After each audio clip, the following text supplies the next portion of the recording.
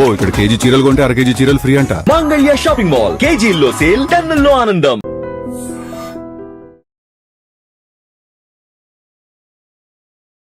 ఐడ్రీమ్ ప్రేక్షకులకు నమస్తే. నేను ఉదయశ్రీ. ప్రెజెంట్ మనతో పాటు స్టూడియోలో ప్రముఖ ఆయుర్వేదిక్ వైద్య నిపుణులు, వంటింటి వైద్యానికి కేర్ ఆఫ్ అడ్రస్ అయిన డాక్టర్ చిట్టిబొట్ల మధుసూదన్ శర్మ గారు ఉన్నారు. షుగర్ వ్యాధిగ్రస్తులు మస్ట్ గా ఈ వీడియో వాచ్ చేయండి. షుగర్ నియంత్రణకు ఆయన ఒక మంచి రెమెడీ చెప్పబోతున్నారు. నమస్తే సార్. నమస్తే sir, sugar day by day మన ఇండియాలో ముఖ్యంగా షుగర్ పేషెంట్స్ చాలా మంది పెరిగిపోతూ ఉన్నారు. అండ్ ఏజ్తో సంబంధం లేకుండా చిన్నపిల్లల్లో కూడా డయాబెటీస్ వస్తూ ఉంది. కానీ ఒకసారి వన్స్ డయాబెటీస్ వచ్చిందంటే ఇంకా చాలా కాంప్లికేషన్స్, వాళ్ళకి బాడీలో ఉన్న అన్ని ఆర్గాన్స్కి సంబంధించి ఏదైనా ప్రాబ్లమ్స్ రావడము, స్కిన్ ఎఫెక్ట్ అవ్వడము, లేకపోతే హార్ట్ ప్రాబ్లమ్స్ రావడము, ఇలా రకరకాల ప్రాబ్లమ్స్ వస్తూ ఉన్నాయి. ఈ షుగర్ వన్స్ వచ్చినాక దాన్ని కంట్రోల్లో ఉంచుకోవడం, మెడిసిన్స్ తీసుకున్నా కానీ కంట్రోల్లో ఉండదు. డోసేజ్ కూడా ఎక్కువగా పెంచుతూ పోతూ ఉంటారు డాక్టర్స్ కూడా. మరి ఎలా ఇది నియంత్రణలో ఉండాలంటే ఏం చేయాలి? షుగర్ నియంత్రణలో ఉండడము చాలా ముఖ్యమైనటువంటి అంశము. దీనికి తోడు భవిష్యత్తులో షుగర్ వల్ల ఉపద్రవాలు రాకుండా చూసుకోవడం కూడా చాలా చాలా ముఖ్యమండి. సర్వసాధారణంగా మీరు ఇంతకుముందే చెప్పినట్లు షుగర్ వ్యాధిగ్రస్తుల్లో షుగర్కు మందులు వాడుతున్నప్పటికీ మరి వాళ్ళకు సరిగా ఆరోగ్య స్పృహ లేకపోవడం చేత కానీ, వాళ్ళు సరిగా ఆహార విధి విధానాలు పాటించలేకపోవడం చేత కానీ, మానసిక ఒత్తిడి కానీ, ఇతర కారణాల వల్ల కానీ షుగర్ మాత్రలు వాడుతున్నప్పటికీ షుగర్ ఆశించిన స్థాయిలో ఎక్కువ శాతం మందిలో నియంత్రణలో ఉండడం లేదు. దీనికి తోడు భవిష్యత్తులో అనేక రకాల ఉపద్రవాలు కూడా వస్తున్నాయి.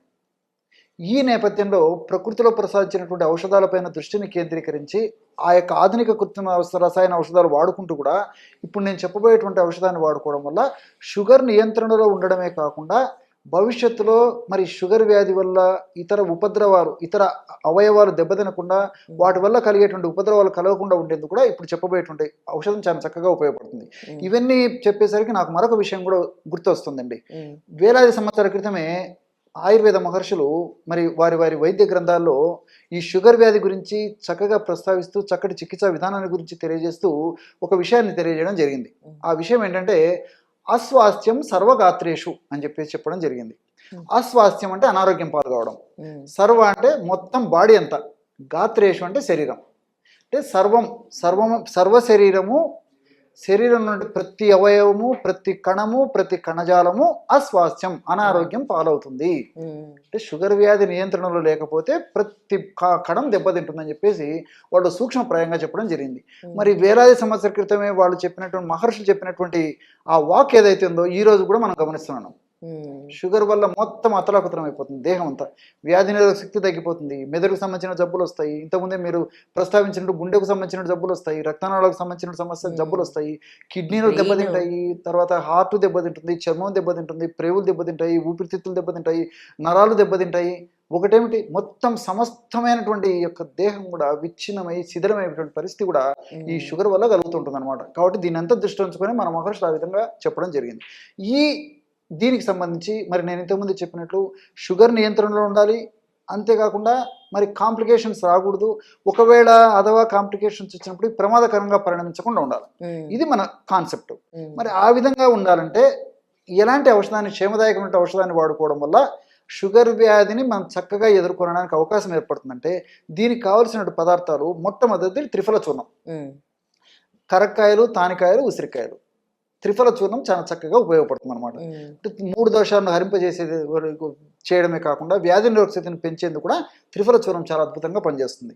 అంతేకాకుండా మరి ఈ షుగర్ను కూడా చాలా చక్కగా నియంత్రణ ఉంచేందుకు ఈ త్రిఫల చూర్ణం ఉపయోగపడుతుంది. బెస్ట్ యాంటీ ఆక్సిడెంట్గా ఉపయోగపడుతుంది. త్రిఫల చూర్ణం ఒక 100 గ్రాములు తీసుకోవాలి. ఈ త్రిఫల చూర్ణం 100 గ్రాముల్లో ఒక 50 గ్రాములు పసుపు చూర్ణం తీసుకోవాలి. పసుపు చూర్ణం ఒక 50 గ్రాములు ఎందుకు తీసుకోవాలంటే పసుపులో కుర్కుమిన్ అనేటువంటి రసాయన పదార్థం ఉంది.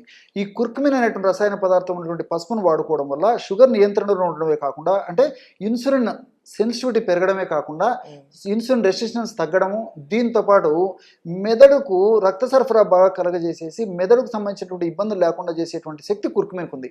అంటే జ్ఞాపక శక్తి, షుగర్ వ్యాధిగ్రస్తుల్లో వయసు వచ్చే కొద్ది జ్ఞాపక శక్తి తగ్గిపోతుంటుంది, మెదడుకు సంబంధించినటువంటి జబ్బులు వస్తుంటాయి, పక్షవాతము, పార్కిన్సన్స్ ఇలాంటి జబ్బులు రాకుండా ఉండేందుకు ఈ యొక్క పసుపు చాలా చక్కగా ఉపయోగపడుతుంది అనమాట. బట్ షుగర్ నియంత్రిస్తుంది, మెదడుకు సంబంధించిన జబ్బులు రాకుండా ఉండేందుకు ఉపయోగపడుతుంది.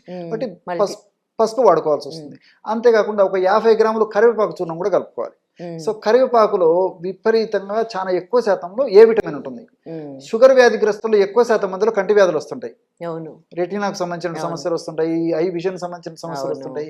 సో 50 గ్రాములు ఈ యొక్క ఈ కరివేపాకు పొడిని కలుపుకోవడం వల్ల కంటి వ్యాధులు రాకుండా ఉండేందుకు, వచ్చిన త్వరగా తగ్గేందుకు ఈ యొక్క ఇది చాలా చక్కగా ఉపయోగపడుతుంది కరివేపాకు పొడి.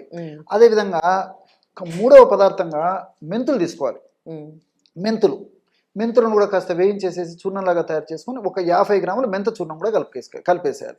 ఈ మెంతుల యొక్క గుణం ఏంటంటే రక్తనాళాలలో రక్త ప్రవాహం సజావుగా జరిగేట్టు చేస్తుంది.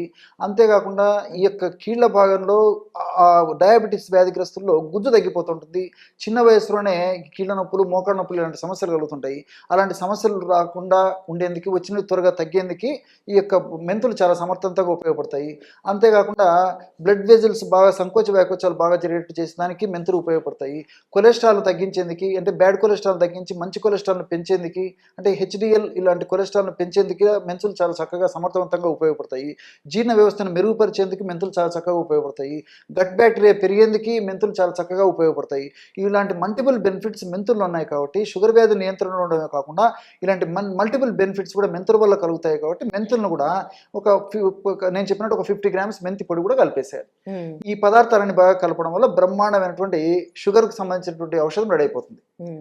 దీన్ని ఒక గాజు సీసాలో నిల్వ ఉంచుకొని రోజు ఉదయం ఆహారానికి ఒక 10 నిమిషాల ముందు, తర్వాత రాత్రి ఆహారానికి ఒక 10 నిమిషాల ముందు, లేదా ఆహారం తర్వాత ఒక 10 నిమిషాల ముందు, ఉదయం రాత్రి 100 ml లేదా 50 ml వాటర్లో 1/2 టీ స్పూన్ యొక్క పౌడర్ కలిపేసి తీసుకుంటుంటారు. ఈ విధంగా రెగ్యులర్గా వాడుకోవడం వల్ల షుగర్ వ్యాధి నియంత్రణలో ఉంటుంది. షుగర్ వల్ల భవిష్యత్తులో ఇతర ఉపద్రవాలు రాకుండా ఉంటాయి. అంతేకాకుండా మరి వెయిట్ను బాగా కంట్రోల్ చేసేందుకు ఈ యొక్క త్రిఫల చూర్ణంలో ఉన్నటువంటి రసాయన పదార్థాలు చాలా చక్కగా ఉపయోగపడతాయి. త్రిఫల చూర్ణం మల్టిపుల్ బెనిఫిట్స్గా ఉపయోగపడుతుంది. అంటే గుండె జబ్బులు రాకుండా, మెదడు జబ్బులు రాకుండా ఉండేందుకు, రక్తనాళాలు సంకోచ వ్యాకోచాలు సరిగ్గా జరిగేటట్టు, రక్తనాళాల్లో మరి రక్తం సజావుగా ప్రవహించేందుకు, ఈ విధంగా మల్టిపుల్ బెనిఫిట్స్ ఈ యొక్క త్రిఫల చూర్ణంలో ఉన్నాయి. అంతేకాకుండా ఈ త్రిఫల చూర్ణంలో ఉసిరిక ఉండడం చేత, ఉసిరికలో సి విటమిన్ ఎక్కువగా ఉండడం చేత వ్యాధి నిరోధక శక్తి కూడా పెరుగుతుంది. కాబట్టి ఆ వ్యాధి నిరోధక శక్తి పెరగడం వల్ల చీటికి మాటికి రకరకాలైనటువంటి క్రిమి సంబంధించిన జబ్బులు రాకుండా ఉండేందుకు కూడా ఈ యొక్క త్రిఫల చూర్ణం చాలా చక్కగా ఉపయోగపడుతుంది. కాబట్టి మల్టిపుల్ బెనిఫిట్స్ ఈ యొక్క ఫార్ములాలో ఉంటాయి. కాబట్టి నేను చెప్పినటువంటి పద్ధతిలో ఈ యొక్క ఫార్ములాను తయారు చేసుకొని వాడుకోవడం వల్ల దీర్ఘకాలం పాటు వాడినప్పటికీ అన్ని మల్టిపుల్ బెనిఫిట్స్ ఉంటాయి. వైద్యులు సూచించిన మేరకు వాళ్ళు చెప్పినటువంటి పద్ధతిలో ఆ యొక్క ఔషధాలు వాడుకుంటూ కూడా దీన్ని వాడుకోవడం వల్ల మరింత మంచి జీవితాన్ని వాళ్ళు పొందడానికి అవకాశం ఏర్పడుతుంది. చాలా మందికి నర్వస్ వీక్నెస్ అంటారు. అసలు ఈ నర్వస్ వీక్నెస్ అనేది ఎవరిలో ఎందుకు వస్తుంది? దాని సిమ్టమ్స్ ఎట్లా ఉంటాయి సార్? ఈ నర్వస్ వీక్నెస్ అనేది పోషకాహార లోపం చేత రావచ్చు. అదేవిధంగా ఈ చెత్త ఆహారం, అంటే junk food, fast foods, junk foods చెప్తారు కదా, బేకరీ ఫుడ్స్, ఇట్లాంటి ఆహారం తీసుకునేటువంటి వాళ్ళలో ఎక్కువ రావచ్చు. అదేవిధంగా మానసిక ఒత్తిడి ఎక్కువ ఉన్నప్పుడు కూడా ఈ నర్వస్ వీక్నెస్ రావచ్చు. కొన్ని రకాలంటే వ్యాధుల వల్ల ఈ నర్వస్ వీక్నెస్ వచ్చేటువంటి పరిస్థితి ఏర్పడుతుంది. అట్లే కొన్ని మానసికమైనటువంటి వ్యాధుల వల్ల కూడా ఈ నర్వస్ వీక్నెస్ వచ్చేటువంటి పరిస్థితి ఏర్పడుతుంది. హార్మోన్ల అస్తవ్యస్తత వల్ల ఈ నర్వస్ వీక్నెస్ వచ్చేటువంటి పరిస్థితి ఏర్పడుతుంది. షుగర్ వ్యాధి ఇలాంటి వ్యాధులు ఉన్నప్పుడు నర్వస్ వీక్నెస్ వచ్చేటువంటి పరిస్థితి ఏర్పడుతుంది ఇన్ జనరల్గా. కానీ కొంతమందికి అంతుపట్టకుండా, అంతు చిక్కకుండా నీరసము, నిస్త్రాణ, ఓపిక లేకపోవడము, బలహీనత అనేటువంటి సమస్యలు కూడా కలుగుతుంటాయి. సో వీటన్నిటిని దృష్టిలో ఉంచుకొని వైద్య ప్రపంచం కూడా ఈ టోటల్ సమస్యని క్రానిక్ ఫ్యాటిక్ సిండ్రోమ్ అని చెప్పడం జరిగింది. Chronic fatigue syndrome. సో విపరీతమైన నీరసం. కొంతమంది ఆహారం బాగా తీసుకుంటుంటారు, బాగా రెస్ట్ తీసుకుంటుంటారు, నీరసం. కొంతమంది ఉదయం నుంచి మధ్యాహ్నం వరకు యాక్టివ్గా ఉంటారు, మధ్యాహ్నం నుంచి నీరసం. కొంతమంది మధ్యాహ్నం వరకు నీరసంగా ఉండి మధ్యాహ్నం ఆహారం తీసుకున్న తర్వాత మళ్ళీ యాక్టివ్గా తయారయ్యేటువంటి పరిస్థితి ఏర్పడుతుంటుంది. కొంతమంది ఉదయం నుంచి సాయంత్రం వరకు నీరసం, నిస్త్రాణ, బలహీనతతో కొంతమంది బాధపడుతుంటారు. చిన్న పిల్లల నుంచి పెద్దల వరకు ఈ సమస్య ఉంది. కాబట్టి కొంత ఏదైనా పని చేయాలన్నా, అదేవిధంగా లేకపోతే ఏదైనా దాంట్లో కార్యక్రమం చేయాలన్నా ప్రతిదానికి బలహీనత, ఓపిక లేకపోవడము, అలసిపోవడము, ఏదో మళ్ళీ చేద్దామని చెప్పేసి పోస్ట్ పోన్మెంట్ ఇది ఉండడము, తర్వాత ఎప్పుడు నిద్రపోవాలని తలంపు ఉండడము, ఆవలింతలు ఉండడము, ఏ పని మీద ఆసక్తి, ఏకాగ్రత లేకపోవడము, అన్నీ ఇలాంటివన్నీ కూడా కాళ్ళు చేతులు నొప్పులు ఉండడము, పిక్కలు నొప్పులు ఉండడము, కాళ్ళు చేతులు మంటలు ఉండడము, తిమ్మిళ్ళు ఉండడము, మొద్దుబారినట్టు ఉండడము, ఇవన్నీ కూడా నరాల బలహీనతకు సూచనలు అనమాట. ఈ నరాల బలహీనత సమస్య కలిగేందుకు కారణం ఇలాంటి అనేక రకాలైన కారణాల చేత ఈ నరాల్లో ఎలాంటి మార్పు జరుగుతుందంటే ఈ కణాల్లో ఉన్నటువంటి మైటోకాండ్రియా అనేటువంటి ఆ కణాల్లో ఉన్నటువంటి ఒక భాగం సరిగ్గా పనిచేయకపోవడం చేత ఈ యొక్క సమస్య కలుగుతుంటుంది. అంటే మైటోకాండ్రియా శక్తివంతంగా పనిచేసినప్పుడే మనకు శక్తి వస్తుంది. శక్తినిచ్చేటువంటి కేంద్రాలు అవే. ఆ శక్తినిచ్చే కేంద్రాలు సరిగ్గా పనిచేయనప్పుడే మనకు వీక్నెస్ వస్తుంటుంది. ఆ లక్షణాలు మనకు వ్యక్తం అవుతుంటాయి. అంతేకాకుండా ఈ నరాల యొక్క కణ చుట్టూ, నరం యొక్క చుట్టూ కణ కవచం అంటారు అనమాట. దాన్ని మైలిన్ షీత్ అంటారు. ఆ మైలిన్ షీత్ సరిగా ఉత్పత్తి కాకపోయినా, మైలిన్ షీత్ సరిగా పనిచేయకపోయినా అది వీక్నెస్ కొనగా నరాల బలహీనత కలుగుతుంటుంది. దీనివల్ల కూడా ఈ లక్షణాలన్నీ కూడా కలిగేటువంటి పరిస్థితి ఏర్పడుతుంటుంది అనమాట. కాబట్టి దీనికి ఎలాంటి చికిత్స మనం చేసుకోవడం వల్ల ఆ సమస్య నుంచి బయటపడవచ్చు అంటే, బాదం పప్పులు ఒక 100 గ్రాములు తీసుకోవాలి. బాదం పప్పులను 100 గ్రాములు తీసుకొని కాస్త మంచి నెయ్యి వేసేసి వేయించేసేసి చూర్ణంలాగా తయారు చేసుకోవాలి. అందులో ఖర్జూరం పెచ్చల చూర్ణం, ఎండు ఖర్జూరం కాయలు మనకు దొరుకుతాయి కదా, వాటిని దంచేసేసి లోపల విత్తనాలు తీసేసి పై పెచ్చలను ఎండబెట్టేసేయాలి. ఒక 2 days 3 days లో బాగా ఎండిపోతాయి. దాన్ని మిక్సీలో వేసేసి పౌడర్ లాగా తయారు చేసుకుని దాన్ని ఒక 100 గ్రాములు తీసుకోవాలి. మూడవ పదార్థంగా కిస్మిస్. కిస్మిస్ మరి మిక్సీలో వేసి జస్ట్ కలిపేసారన్న, పూర్తిగా పొడి కాదు కాబట్టి కాస్త కలిసేటట్టు కిస్మిస్ ఆ మిక్సీలో తిప్పేస్తే సరిపోతుంది. చివరగా ఒక 10 గ్రాములు ఏలకుల పొడి, ఏలకులు తీసుకొని పైన పొట్టును తొలగించేసేసి విత్తనాలను చూర్ణంలాగా తయారు చేసుకుని చూర్ణం కూడా కలిపేసేయాలి. ఈ 4 చూర్ణాలు మళ్ళీ మిక్సీలో వేసేసి, అంటే 4 చూర్ణాలు అంటే ఈ కిస్మిస్ మాత్రం చూర్ణంలాగా కాదు కదా, అది అంత కలిపినటువంటి ఆ పదార్థము మిగతా 3 చూర్ణాలు మిక్సీలో బాగా కలిపేసేసి, కానీ మనకు రోలు కానీ ఇట్లా దంచేదానికి ఏదైనా వసతి ఉండే పడితే అందులో వేసేసి మెత్తగా దంచడం కానీ లేదా మిక్సీలో వేయడం కానీ ఏదో ఒక పద్ధతిలో ఈ 4 పదార్థాలు బాగా కలిపేసేసి ఒక గాసి సర నిల్వ ఉంచుకోవడం వల్ల బ్రహ్మాండమైనటువంటి నర్వస్ వీక్నెస్ తొలగించేటువంటి అద్భుతమైనటువంటి ఔషధం రెడీ అయినట్లే. మరి షుగర్ వ్యాధిగ్రస్తులు చెప్తాను. ఆ షుగర్ వ్యాధిగ్రస్తులు కానీ, ఓవర్గా వెయిట్ ఉన్నటువంటి వాళ్ళు కానీ, రక్తనాళాలకు సంబంధించినటువంటి కొలెస్ట్రాల్ సమస్య ఉన్నటువంటి వాళ్ళు మాత్రం ఈ యొక్క ఔషధాన్ని వాడకూడదు. ఇంకా కొన్ని వీడియోలో కూడా నేను అందరూ వాడుకోదగ్గ మెడిసిన్స్ కూడా చెప్పడం జరిగింది కాబట్టి వాళ్ళు అది ఫాలో కావచ్చు. మిగతా వాళ్ళందరూ కూడా ఈ యొక్క ఫార్ములా వాడితే సరిపోతుంది. ఎలా వాడాలి ఇది? ఈ విధంగా తయారు చేసుకున్న ఔషధాన్ని ఉదయం ఒకసారి, రాత్రి ఒకసారి, ఆహారానికి ముందు కానీ తర్వాత కానీ, ఒక 15 minutes ముందు కానీ 15 minutes తర్వాత కానీ, ఉదయం ఒకసారి, అదేవిధంగా రాత్రిపూట మాత్రము మరీ ముఖ్యంగా మరి పడుకునేటప్పుడు తీసుకోగలిగితే మరీ మంచిది. రాత్రి పడుకునేటప్పుడు ఒకసారి, ఉదయం ఒకసారి తీసుకుంటారు, రాత్రి పడుకునేటప్పుడు మరొకసారి ఒక 5 grams, అంటే ఇంచుమించు ఈ ప్రమాణం వస్తుంది అనమాట. ఒక మీరు కుంకుడు గింజ ఐడియా ఉంది కదా, ఆ కుంకుడు గింజ ప్రమాణం లేదా ఒక 5 grams, ఒక చిన్న టీ స్పూన్ పౌడర్ రూపంలో మనకు ఉండేట్లయితే టీ స్పూన్ కొలిచి తీసుకోవచ్చు. అది మెత్తగా ముద్దలాగా అయ్యేటువంటి పరిస్థితి అయితే మాత్రం ఒక కుంకుడు గింజ ప్రమాణం తీసుకొని చప్పరించేసేసి మింగేసి ఒక కప్పు పాలు తాగుతుంటే సరిపోతుంది. సమస్య తీవ్రంగా ఉంటే రోజు 2 సార్లు యొక్క ఔషధాన్ని వాడుకోవచ్చు. సమస్య కొద్దిగా ఉంటే రోజు ఒక్కసారి వాడితే సరిపోతుంది, ఉదయం కానీ రాత్రి కానీ. లేదంటే కొన్నాళ్ళ పాటు 2 సార్లు వాడేసేసి సమస్య తీవ్రత అదుపులోకి వచ్చిన తర్వాత రోజు ఒక్కసారి వాడినా సరిపోతుంది. చాలా అద్భుతంగా పనిచేస్తుంది, చాలా స్పీడ్గా పనిచేస్తుంది. సైడ్ బెనిఫిట్స్ ఉంటాయి. కేవలం నరాల బలహీనత తగ్గడమే కాకుండా మల్టిపుల్ బెనిఫిట్స్ కూడా దీంట్లో ఉంటాయి అన్నమాట. అంటే పోషకాహార లోపాలు ఏమన్నా లోపాలను భర్తీ చేసేందుకు ఉపయోగపడుతుంది.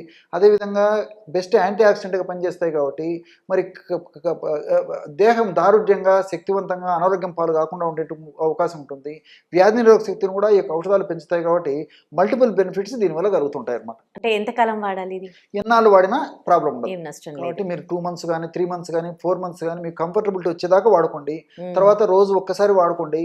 ఇంకా కంఫర్టబిలిటీ వచ్చింది అనుకోండి, వారంలో 2 సార్లు వాడుకోండి. ఇది ఆహార ద్రవ్యమే కాబట్టి అవసరాన్ని బట్టి వాడుకోవడం వల్ల మరి మనకి ఎలాంటి ఇబ్బందులు ఉండవు. మరి చిన్న పిల్లల నుంచి పెద్దల వరకు వాడుకోవచ్చు. మరి పిల్లలైతే డోస్ తగ్గించుకుంటే సరిపోతుంది. ఇప్పుడు నేను చెప్పిన ప్రమాణం అంతా పెద్దలు వాడుకునేటువంటి డోసు. రైట్, మంచి రెమెడీ చెప్పారు. Thank you sir. నమస్తే.